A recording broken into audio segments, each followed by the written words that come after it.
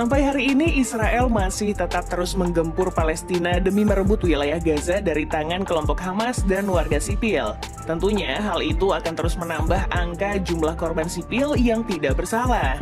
Berbeda dengan warga sipil Israel yang selalu dilindungi oleh Israel Defense Forces maupun sistem pertahanan udara Iron Dome untuk menangkal serangan balik dari kelompok Hamas beserta sekutu-sekutunya.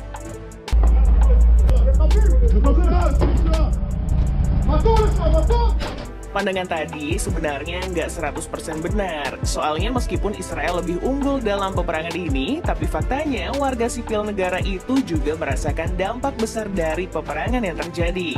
Tentunya orang-orang bertanya, apakah dampak yang dirasakan warga sipil Israel adalah karma yang diberikan oleh Tuhan? Right-wing protesters harass. Salah satu bentuk karma yang dialami Israel adalah banyaknya warga sipil mereka yang memilih mengungsi. Itu terbukti dari beberapa sumber terpercaya yang menyebutkan kalau per 30 Desember 2023 lalu, kurang lebih 230.000 warga sipil di wilayah utara Palestina lebih memilih untuk mengungsi. Penyebab terbesarnya karena di wilayah itu sekutu kelompok Hamas yaitu Hizbullah terus melancarkan operasi balasan untuk memberikan tekanan kepada Israel.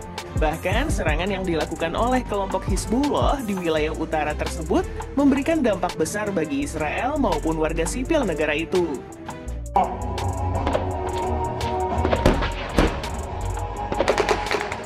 Pasalnya, selama lebih dari 80 hari, pemukiman warga sipil Israel di utara berada dalam kegelisahan akibat mengantisipasi perang yang akan terjadi antara tentara IDF dan kelompok Hizbullah. Tapi sebenarnya dampak itu tidak hanya sampai di situ saja.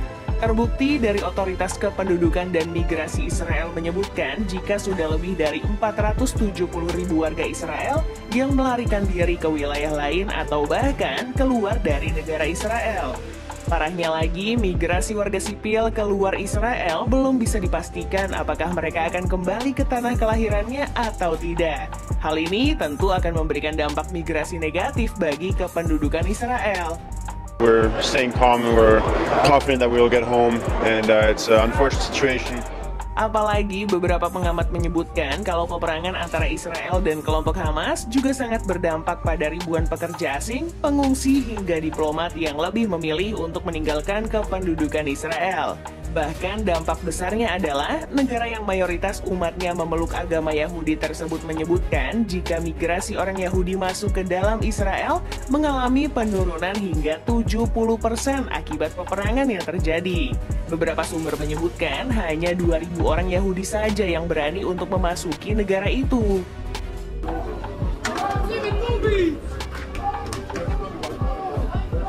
Tapi nyatanya, dampak besar yang dirasakan Israel selama meledaknya konflik mereka dengan kelompok Hamas tidak hanya sebatas persoalan kependudukan.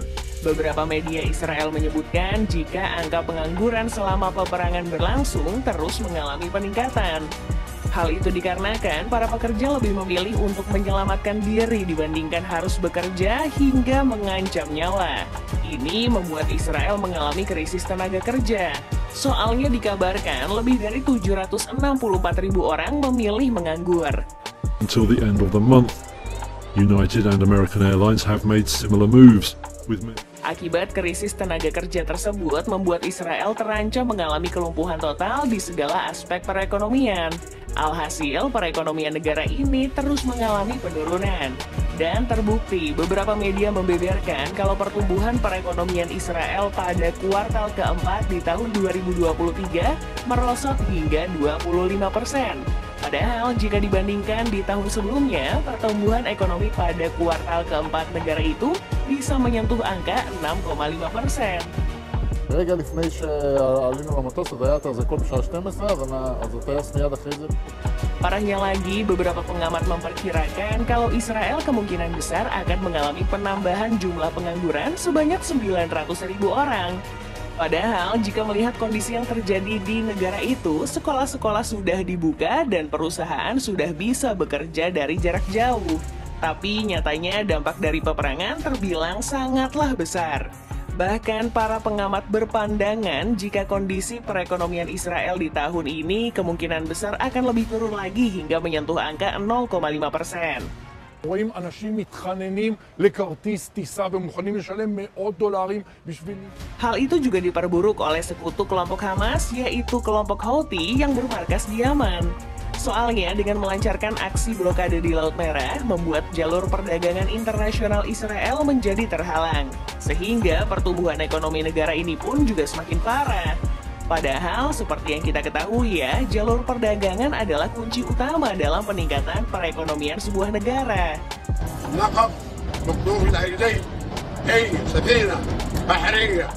Tapi sejatinya aksi blokade yang dilakukan oleh kelompok tersebut memiliki dampak yang lebih besar dibandingkan dengan turunnya pertumbuhan ekonomi Israel. Yap, krisis pangan. Pasalnya dikabarkan Israel terancam mengalami kelaparan hingga kehabisan suplai dan bahan pokok lainnya akibat aksi blokade kelompok Houthi. Hal ini memang berdampak besar pada ketersediaan pangan di negara tersebut. Penyebabnya karena beberapa kebutuhan pokok dan juga suplai biasanya diimpor dari luar negeri.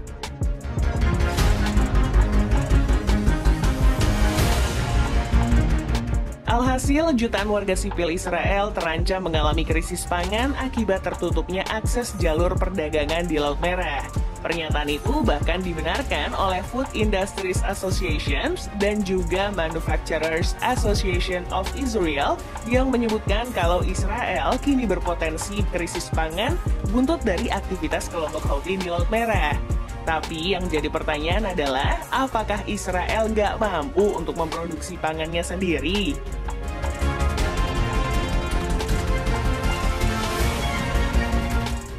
Faktanya, Israel cukup maju dalam hal industri pangan. Seperti yang kita ketahui, kalau Israel bisa menciptakan berbagai teknologi untuk meningkatkan kualitas hingga kuantitas produksi pangan di negaranya. Dengan kata lain, seharusnya Israel hanya terkena dampak penurunan pertumbuhan ekonomi saja, nggak sampai ke krisis pangan. Nah, terus apa yang membuat Israel mengalami krisis pangan?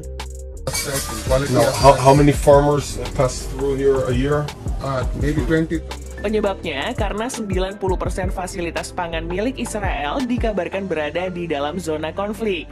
Hal ini tentu membuat 90% fasilitas pangan itu berhenti beroperasi untuk masalah keamanan dan keselamatan para pekerja. Dengan kata lain, Israel kini hanya mampu mengelola 10% fasilitas pangan miliknya untuk menghidupi jutaan masyarakat sipil di negaranya. Makanya, untuk menutupi kekurangan itu, Israel lebih memilih untuk mengimpor sisa makanan yang dibutuhkan untuk digunakan oleh warga sipil Israel. Sayangnya, gara-gara tertutupnya jalur perdagangan di Laut Merah, membuat Israel pun nggak mampu menutupi kekurangan pangan tersebut.